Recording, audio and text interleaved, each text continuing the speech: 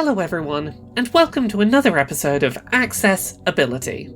March 2024 is drawing to a close, and as such, I wanted to use this week to put together a rapid-fire recap video covering a handful of smaller gaming accessibility stories that might not by themselves justify a full episode of this show, but are worth reporting on and discussing regardless. First up, Prince of Persia: The Lost Crown, Ubisoft's highly accessible side-scrolling Metroidvania title, received a new update last week, which included a number of interesting new accessibility settings and features. In my opinion most exciting, players now have two new options available to make parrying incoming enemy attacks more accessible. The first option allows players to increase the window of time in which a parry will be successful, a setting we've seen offered in other similar titles which is always really appreciated as an option. Secondly, players can now select for parrying to be successful regardless of the direction that the player is facing in relation to the incoming attack. In addition, players can now further tweak game difficulty with new options to alter enemy health and enemy damage output, as well as setting the game's Athra meter to automatically refill over time. Next, I wanted to note that this year's Spring 2024 GAConf Game Accessibility Conference will be taking place in London next month, on April 22nd and 23rd. The event will consist of 2 days of talks given by industry professionals about video game accessibility.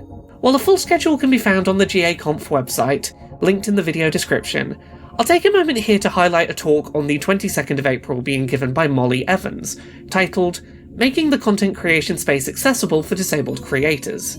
Molly has recently had 2 freelance pieces published on the Accessibility website, which I would love if people went and checked out. She does great work, and her upcoming talk is bound to be a highlight of this upcoming conference. I'll be attending GAConf in person this year, so if you're attending in person and would like to make time to meet up and chat, drop an email to laurakbuzzofficial@gmail.com. While the event is taking place in person in London, all of the event's talks will also be streamed live online with captions and ASL interpreters. If you register, you'll be able to network with others attending remotely via Discord, while watching the stream live via Zoom. For those attending in person, COVID safety measures in place will include a cap of 120 attendees in person, with those attending requiring proof of vaccination and a negative COVID test.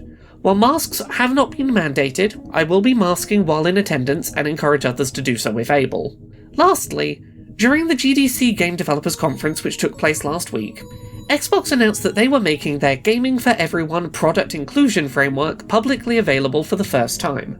The framework, which is designed to teach a set of tools and options rather than act as a straight checklist, covers a few more broad areas where developers can make their games more accessible to more people. Approachability covers making sure that people with any level of gaming experience can approach games.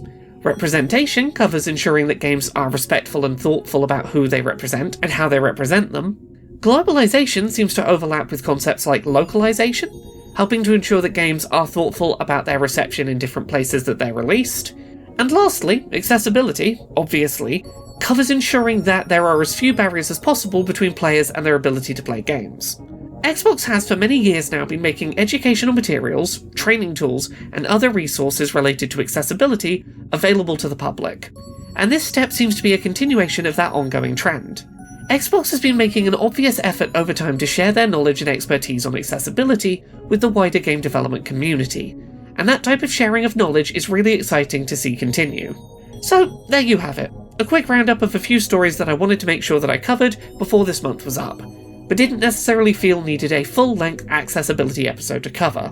I'm currently working on a few longer-form accessibility episodes with a slightly wider scope, but those are going to take a little bit of time for me to work on. Until then, I hope you enjoyed this quick catch-up on the news stories of the week. Thank you so much to this month's Patreon backers, who help make this show possible. You can support the show and everything I do at patreon.com/LauraKBuzz.